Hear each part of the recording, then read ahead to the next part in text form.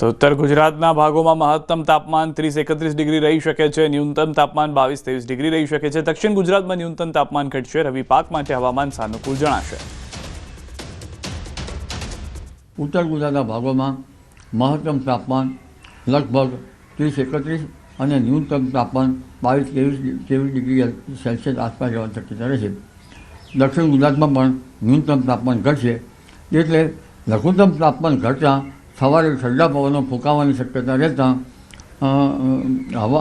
રવિ પાકો માટે હવામાન સાનુકૂળ રહેતું. શહેરમાં પડેલા અચાનક કમોસમી વરસાદે ખેડૂતોની મહેનત પર પાણી ફેરવી દીધું છે. છાલા ગામ સહિત અનેક વિસ્તારમાં ખેતરોમાં પાણી ભરાતા તૈયાર પાક બગડી ગયો છે અને લાખો રૂપિયાનું નુકસાન થયું છે. ડાંગર, મગફળી, કપાસ, અડદ, જીરા અન્ય મુખ્ય પાકો પણ બગીચાના ફળોને પણ ભારે નુકસાન થયું છે. ખેડૂતો જણાવે છે કે ધિરાણ લઈને કરવામાં આવેલી ખેતી હવે સંપૂર્ણપણે બરબાદ થઈ ગઈ છે.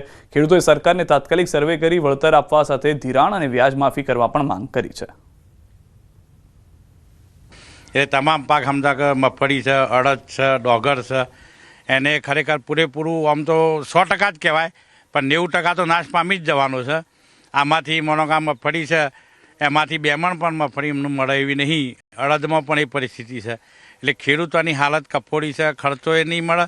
હવે લોનો સમજો કે અમે પાક ધિરાણ લીધેલા છીએ, બીજું ત્રીજું સામાજિક ખર્ચા, આ બધી ચિંતામાં ખેડૂતો આજે એક નિરાશ થઈ ગયેલા છે. એથી અમે રજૂઆત કરીએ કે સત્વરે સર્વે કરીને અમને જે કોઈ આનો લાભો આલવાનો આપો. ડોગર છે એ આખે પૂરેપૂરે ભરાઈ જશે, નાશ પામે છે. મગફળીમાં એક પોઝિશન છે અને ખેડૂત હાલ નિરાશ થઈ ગયો છે. કશું કોઈ રૂપિયો મળાયો, વીઘે 20,000નો ખર્ચો થયો છે અને 1 રૂપિયો ખર્ચો મળાયો નહીં. મોઢામાં આવેલો કોરિયો અત્યારે છીનવાઈ ગયો છે ખેડૂતનો. તો આવા સરકાર કોઈક સહાય કરે તો અમે બેઠા થઈએ, નહીં ત્યારે આત્મહત્યા કરવાનો સમય આવેલો છે અમારો. મેં પૂરેપૂરી 30 વીઘા જમીનમાં મગફળીનું વાવેતર કરેલું હતું. હવે બધી મગફળી આ વરસાદમાં ધોવાઈ ગઈ છે. એમાંથી 1 પણ રૂપિયાનું ઉત્પાદન થયું નથી. વત્તા ગામમાં લગભગ ડાંગર, અડદ એ બધી જ ખેતી અત્યારે હાલ 100% ફેલ, આખી સિઝન ફેલ ગઈ છે. અમારી જે આગળની લોનો છે, ક્રોપ લોનો ને એ બધી, એમાં પણ સહાય આપે એવી અમારી રજૂઆત છે. હું દીવાદાર થઈ ગયો છું. મેં બેંકમાંથી 10 લાખ લોન લીધેલી, એ પણ હજુ ભરપાઈ કરવાનો મને કોઈ સમય મળ્યો જ નથી કે મારાથી કોઈ આધાર જ રહ્યો નથી. હવે હું છાલામાં ઘણા દિવસથી ખેતી કરું છું, પણ આવો નુકસાનીનો વારો પહેલી વાર આવ્યો છે. એટલે સરકારશ્રીને મારી નમ્ર વિનંતી છે કે મને બેંકમાંથી રાહત આપો અને મને અહીંયા ઉત્પાદનમાં જે મને કંઈ મળ્યું નથી તો કોઈ. સાણંદ તાલુકાના કુંવાર ગામમાં પાકના નુકસાન અંગે સર્વે કાર્ય શરૂ કરવામાં આવ્યો. ગ્રામ સેવકની આગેવાનીમાં વહેલી સવારથી ખેડૂતો ગ્રામ પંચાયતની બહાર લાઇનમાં ઉભા રહ્યા અને એપ્લિકેશન સાથે મેન્યુઅલી પણ સર્વે કરવામાં આવ્યું. કુંવાર ગામમાં 1000% ડાંગરના પાકને નુકસાન પહોંચ્યું. હવે ખેડૂતો સરકાર સમક્ષ સત્વરે સહાયની માંગ કરી રહ્યા છે. રાજ્યના અનેક જિલ્લાઓમાં કમોસમી વરસાદને કારણે જગતના તાત ઉપર મોટું સંકટ છે તે આવી ગયું છે. ત્યારે રાજ્ય સરકાર દ્વારા તમામ જે ગામડાઓ છે ત્યાં સર્વે કરવાના આદેશ અપાયા છે. રાજ્યના મુખ્યમંત્રીએ સંવેદના વ્યક્ત કરીને તમામ જે જિલ્લાઓ છે, જિલ્લા કલેક્ટરો સાથે સમીક્ષા કરી હતી. તમામ મંત્રીઓની સાથે સમીક્ષા કરી ત્યારબાદ કહેવામાં આવ્યું હતું કે જે એપ્લિકેશનના માધ્યમ તો સાથે જ મેન્યુઅલી પણ જે કહી શકાય કે સર્વે કરવાની કામગીરી હાથ ધરવામાં જોઈ શકો છો. જો હું સાણંદ જે તાલુકો છે તેના કુવારા ગામ ખાતે ઊભો છું ને અહીંયા સર્વેની કામગીરી ચાલી રહી છે અને ખાસ કરીને મેન્યુઅલી આ સર્વેની કામગીરી ચાલી રહી છે, કારણ કે એપ્લિકેશનના માધ્યમથી અનેક ફરિયાદો આવી હતી. ત્યારે હવે સરકારે એ પણ કહ્યું છે કે આપ મેન્યુઅલી પણ આપનું નામ છે તે લખાવી શકો છો અને મેન્યુઅલી આપની માહિતી છે તે આપી શકો છો. તેને લઈને જ આ ગામની અંદર આ કામગીરી હાલ ચાલી રહી છે. ખેડૂત, આપનું નામ શું છે અને આપ અહીં આવ્યા છો, આપને શું વિગતો આપી રહ્યા છો અને સરકારે જે વાત કરી છે કે સર્વે, કેટલા પાકને નુકસાન થયું છે, શું પાક આપે લીધો હતો? મારું નામ ગંગેશ્વર રાઠોડ, ગામ કુંવાર, તાલુકો સાણંદ. કુંવાર ગામની અંદર ફક્ત ડાંગર સિવાય બીજો કોઈ પાક છે નહીં. ડાંગર અત્યારે લગભગ જો 100% નિષ્ફળ જઈ એવો પૂરેપૂરો અંદાજ છે. ઓકે, એટલે આપણે અહીંયા સરકાર પાસે શું અપેક્ષા આપ રાખી રહ્યા છો? સરકાર જો અપેક્ષા જ છે કે સર્વે સાઈડ મૂકી 99% એટલે 100% જે ખેડૂતને લાભ મળે એવો ટ્રાય સરકારે કરવો જોઈએ. બધું ડાંગર કોવાઈ જાય હવે એવું છે.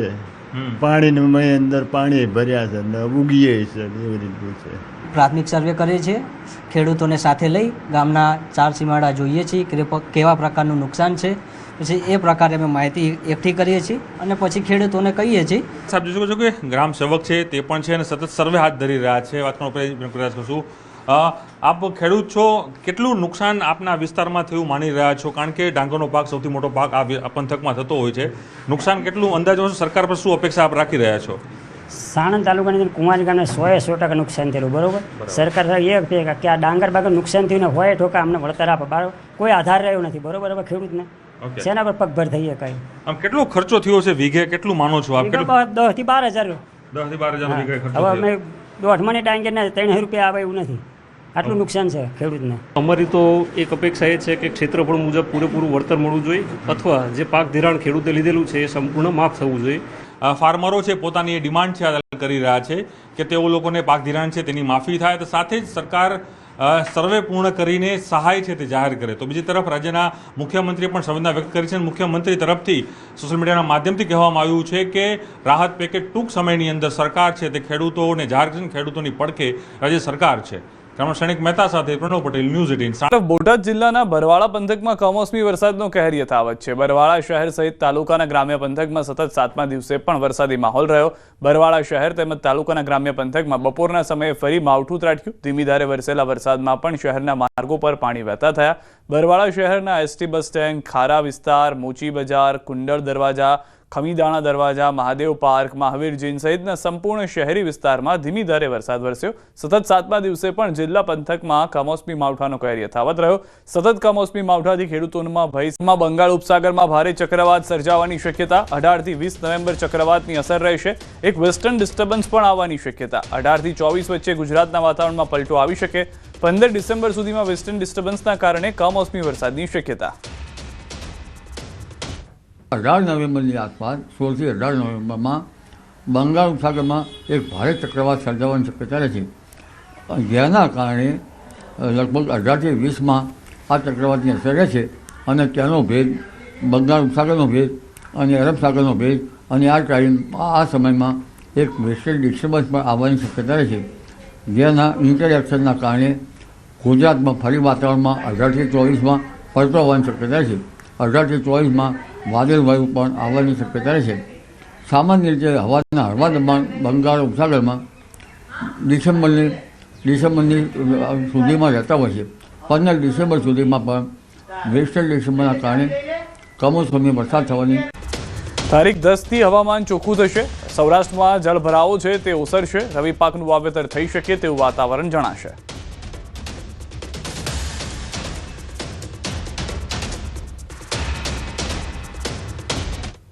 તારીખ 10 થી લગભગ હવામાન ચોખ્ખું થશે અને સૌરાષ્ટ્રના કેટલાક ભાગોમાં જ્યાં જળભરાવ છે તેમાં પણ થોડા દિવસમાં જળ ઓસરી જતાં કોઈ ભાગમાં વાવેતર કરાય, રવિ પાકોનું વાવેતર કરાય તેવું વાતાવરણ થતું જણાશે. અંબાલાલ પટેલની મોટી આગાહી. હજુ 2 દિવસ કેટલાક ભાગોમાં માવઠું પડી શકે. ડીપ ડિપ્રેશનની અસર દક્ષિણ સૌરાષ્ટ્ર અને દક્ષિણ ગુજરાતના ભાગોમાં જોવા મળી શકે છે. 3 અને 4 નવેમ્બરે કેટલાક ભાગોમાં વરસાદ થવાની શક્યતા. ઉત્તર અને મધ્ય ગુજરાતના ભાગોમાં કમોસમી વરસાદ. હિંમતનગર, સાબરકાંઠા ભાગોમાં વરસાદ. પંચમહાલના ભાગોમાં પણ વરસાદ થઈ શકે. ગુજરાતમાં છેલ્લા કેટલાય દિવસથી વરસાદ વરસી રહ્યો છે અને હવે વરાપ નીકળે તેની રાહ જોઈ રહ્યા છે. ત્યારે વાતાવરણ કેવું રહેશે તે જાણીશું. આપણી સાથે છે હવામાન નિષ્ણાંત અંબાલાલ પટેલ. કાકા, અત્યારે હવે રાહત ક્યારે મળશે? રાહતની રાહ સૌ કોઈ કૃષિવલ્લો ભાઈઓ જોઈ રહ્યા છે, પરંતુ હવે ધીરે ધીરે રાહત મળતી જણાશે. ડીપ ડિપ્રેશનની અસર લગભગ દક્ષિણ સૌરાષ્ટ્રના ભાગોમાં અને દક્ષિણ ગુજરાતના ભાગોમાં થવાની શક્યતા રહેશે. આમ છતાં તારીખ 3 અને 4 નવેમ્બર સુધીમાં વરસાદના કેટલાક ભાગોમાં વરસાદ થવાની શક્યતા રહેશે, જેમ કે દક્ષિણ સૌરાષ્ટ્રના ભાગો અને દક્ષિણ ગુજરાતના ભાગોમાં ક્યાંક ભારે વરસાદી ઝાપટા પડી શકે. મધ્ય ગુજરાતના ભાગોમાં વરસાદ ક્યાંક અલગ અલગ ભૂભાગો ઉપર વરસાદ થઈ શકે. ઉત્તર ગુજરાતના ભાગોમાં પણ કોઈ ભાગોમાં અથવા તો કેટલાક ભાગમાં કમોસમી વરસાદ થઈ શકે. સાબરકાંઠાના ભાગો, હિંમતનગરના ભાગોમાં પણ કેટલા ભાગોમાં કમોસમી વરસાદ થઈ શકે. ખાસ કરીને હજુ ડુંગરપુરની આસપાસના ભાગો અને પંચમહાલના ભાગોમાં પણ કમોસમી વરસાદની શક્યતા છે. વરસાદને લઈને હવામાન વિભાગની આગાહી. અરબી સમુદ્રમાં બનેલી સિસ્ટમ નબળી પડી છે. 24 કલાક બાદ વરસાદનું જોર ઘટી જશે. દરિયાકાંઠાના વિસ્તારમાં 40 થી 50 કિલોમીટરની ઝડપે પવન ફૂંકાઈ શકે. પોર્ટ પર 3 નંબરનું સિગ્નલ યથાવત છે. गुजरात में जो है अभी जो एक सिस्टम बना हुआ था नॉर्थ ईस्ट अरेबियन सी में, वो अभी कल तक वेल मार्क लो बना हुआ था, जो कि अभी weakened into low pressure area हो गया है over north east Arabian sea and adjoining area में, जो कि अगले 24 आवर्स में जो है इनसिग्निफिकेंट हो जाएगा और जिससे रेन में भी काफ़ी ड्रास्टिक गिरावट देखने को मिलेगी हमें पूरे गुजरात रीजन में. साथ ही साथ अगर हम बात करें हैवी रेनफॉल वार्निंग की, तो आज से जो है हैवी रेनफॉल वार्निंग जो है हटा ली गई है और कुछ जगहों पे जो है छिटपुट जो है बारिश हमें देखने को मिल सकती है अगले 2 दिनों तक. उसके बाद जो है रेनफॉल में भी ड्रास्टिक गिरावट देखने को मिलेगी. સૌરાષ્ટ્ર, ઉત્તર ગુજરાત તેમજ દક્ષિણ ગુજરાતના ભાગોમાં છૂટોછવાયો વરસાદ પડી શકે. આવતીકાલથી વરસાદમાં નોંધપાત્ર ઘટાડો થશે. आज के लिए तो मुख्य तौर पे जो है सौराष्ट्र जो एरिया है, सौराष्ट्र का जो कोस्टल एरियाज़ है, द्वारका, पोरबंदर, भावनगर, कच्छ, जूनागढ़, जो ये एरिया है, इसमें जो है बारिश जो है हमें देखने को मिल सकती है. साथ ही साउथ गुजरात के भी कुछ हिस्सों में देखने को मिलेगी हमें लाइट टू मॉडरेट रेन. साथ ही साथ नॉर्थ गुजरात में, एक्सट्रीम नॉर्थ में अगर हम बात करें साबरकांठा, अरावली, महिसागर, इनके आसपास भी जो है टुवर्ड्स इवनिंग जो है थोड़ी बहुत रेन हो सकती है. इसके बाद जो है रेन में गिरावट हमें अगले